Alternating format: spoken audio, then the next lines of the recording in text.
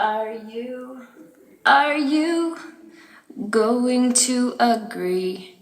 Our freedoms are waning and we'll lose our liberty, slipping one by one until there's nothing left to see. Are you willing to stand with me? Are you just going to let it be? The ranchers are first, but brother, next it may be me. We all stand together or we'll hang separately. Are you going to the tree? Are you willing to be free? It won't get any easier to regain lost liberty. Strange things are happening in this land that once was free. So brother, I ask you, are you going to stand by me?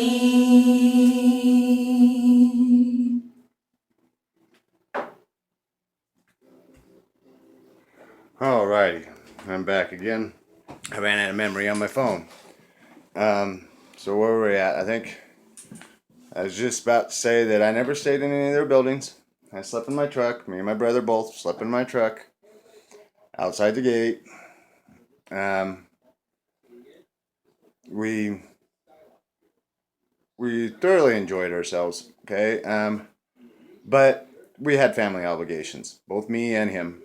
I own my own business, so I get to make my own hours.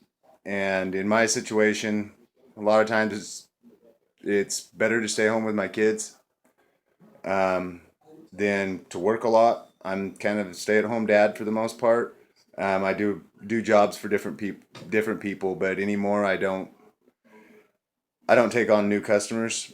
The people that I've worked for before, I continue to work for them. Like I got another job, pretty good sized job coming up here real soon.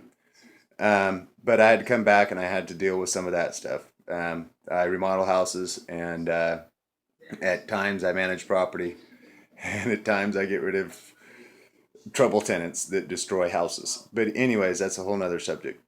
We had to come back, so we planned for a week to come back.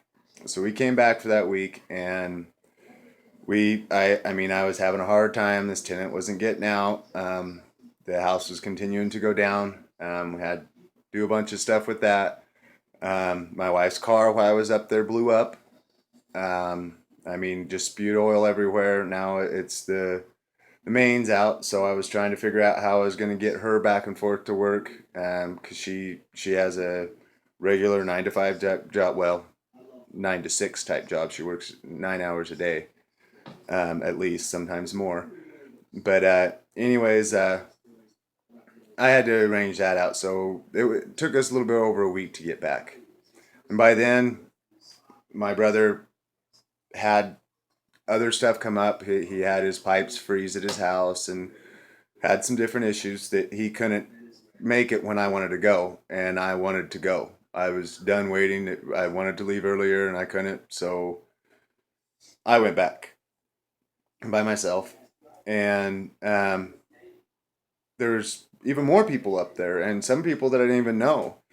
And the first time I was up there, I met Lavoy. But it was like, we showed up and he was out by the gate and was like, "Hey man, we don't really know what we're doing.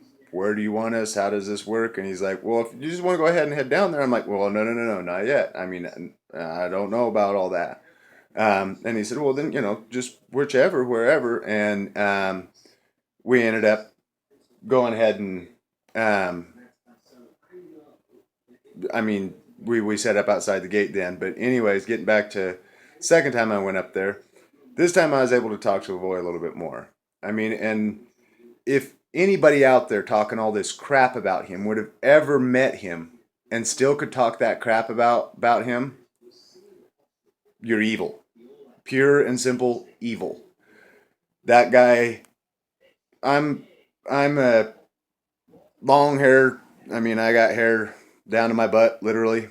I mean, I got a pretty long ponytail. Um, I'm in a flannel. Got my hat on backwards. Um, been sleeping in my truck. So probably not the smelliest guy there, but well, I mean, not the greatest smelling guy there, but not the worst because there's a couple worse than me. But anyways, but he didn't care about none of that. I mean, my scruff was all coming in, and I can grow a mustache, but I can't grow nothing here worth the crap, anyways. Just looks like my face is dirty.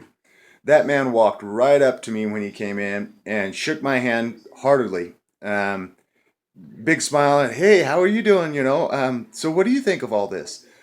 And when I'd come back the first time, I'd got a lot of flack about the Indian artifacts up there. My mother-in-law is registered Indian, so is my wife, and they have quite a bit of ties down to Oklahoma and stuff. So they were really worried about that, and they are active in their heritage. Not as active as living on the reservation, but their family still lives down there. Her parents, well, her mom, her dad passed away, but my mother-in-law's mom still lives down there. Her brother lives down there. Her brother's kids live down there. Um, they're, I mean, they are active in it. So that Indian thing really came up. So when he asked me what I thought about everything and if there's any concerns I had, I mentioned the Indian stuff. I really kind of got some flack when I got home about the way the Indian stuff was being, or Native American, however you want to say it. I'm not a very politically correct guy, but anyways, that night, no, it was the next day. The very next day, they did the video when they're showing you all the artifacts that were just pretty much dumped in the BLM basement, in that museum basement. I was never in it. That was actually, for those people out there thinking that everybody's just running wild, that was actually one of the places that you weren't allowed to go just as basic person. I mean, if you really wanted to go, they would take you in there or whatnot, but they would take you in there. You don't just get to roam wherever. That wasn't okay. I mean, it wasn't,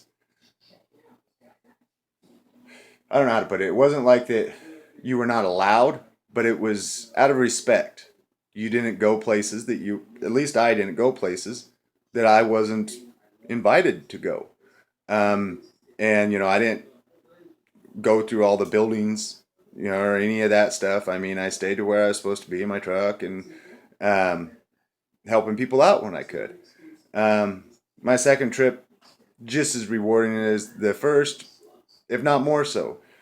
Um, and by the way, on the last trip, the first trip I went up there to the Harney County Resource Center, um, was David Fry showed up the day that we left. I think either that night that we left, or maybe it was the next morning. I can't remember, but I remember him coming in.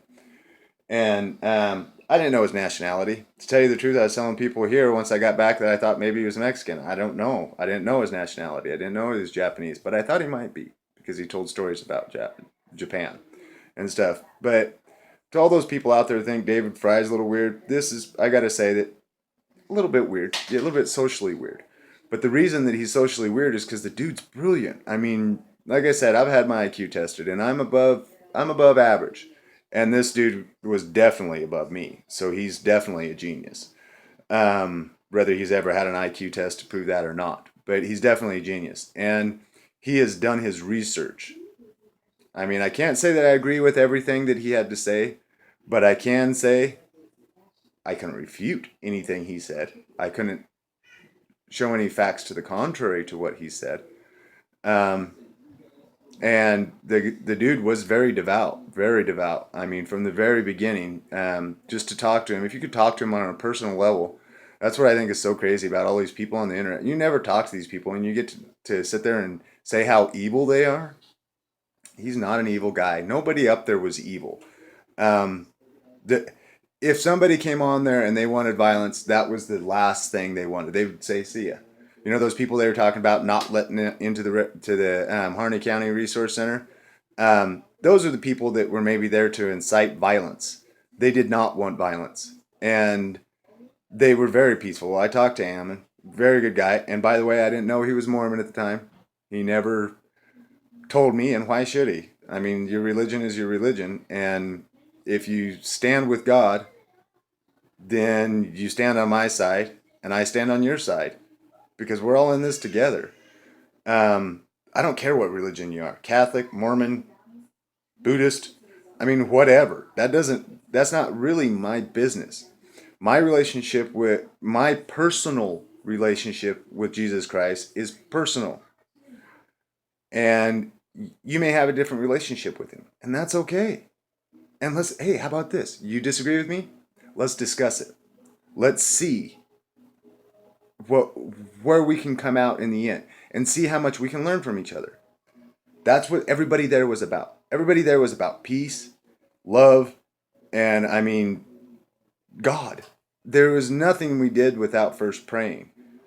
Um, I mean, it was very, very soul refreshing.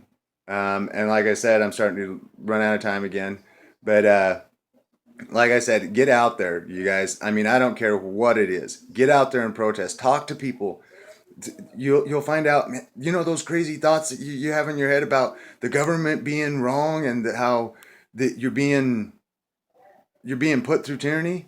These guys see it too. The overreach, you're so afraid when a cop gets behind you that he may pull you over. You're not doing anything wrong. You're doing the speed limit, cruise control set, maybe a couple miles over. Um, you're not drinking. You don't have anything illegal in the car. I mean, you have insurance. You're licensed. You're registered. You're completely legit. But when that cop gets behind you, you're afraid. And I'm sure everybody out there has had that feeling. You know what that feeling comes from? Tyranny. A cop should be willing to help you. And there are good cops out there. None of those guys out there wanted to get rid of all cops or get rid of government. No, they wanted government to know its place and to understand that we, the people, are the masters and that they are our servants and that they needed to address the redress of grievances. I mean, what's so hard about that? Just address it. You know what's so hard about it? You know why people who don't like me, but like I said, don't respect me, don't talk to me, don't talk crap about me? It's because they have no valid reason to not like me. They just don't because I stand for something they don't. But they can't argue with me. That's what the government's doing. They don't really care about us. I mean, it's a Michael Jackson song. Check it out. I mean, not a big Michael Jackson fan, but I do like him. I liked him a lot when I was a kid, when there's Beat It and stuff like that. And all his moonwalking and stuff. But I just urge everybody, I think I'm going to end this series of videos or whatnot. Get them uploaded, see if I can. Maybe a couple of them tomorrow. But anyways, just keep your ears open, guys. I mean, pay attention to what's going on. And just remember, everybody, just remember, you could be wrong. Before you go out there, especially all these people call names. If you're calling someone a name, you stupid piece of crap, this, that, and the other, but you're not educating them, you're at fault. I mean, you need to come up with constructive ways to help people.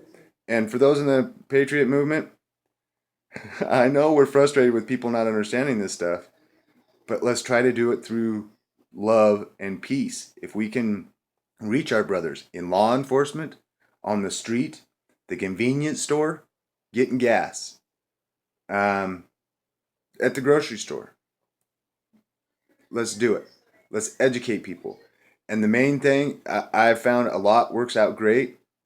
Try to get them to prove you wrong. That makes them go and investigate it. That makes them find out for themselves. When you say something, they go, "Oh, you're wrong."